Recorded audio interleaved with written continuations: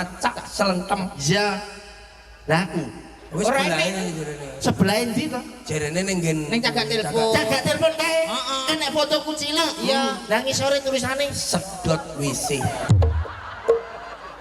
hubungi ngiliti. Nyiliti sinten, Nduk? Ngiliti Pak Edi. Maksudnya nyiliti kuwi kepanjangan Kepanjangan jenengmu iki lho sapa? sapa?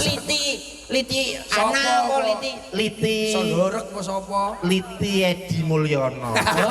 Oh sapa kok kuwi jenenge Mbah Lurah iki karo aku wis kenal wis kenal karo Mbah Lurah. Lho lho piye to Mbah Lurah iki jaman nom-nomane glibet karo aku. Mosok Nganti jenengmu enek Liti Edi Mulyono hubunganmu apa to? Yo dhisik sering to dolan ning Baben dhisik. alah. Nek nyapa katakan baben awakmu. Kuwi ning kono ki bakul dhisik. Bakul apa? Bakul kruto. Kroto ki apa to? Kruto iya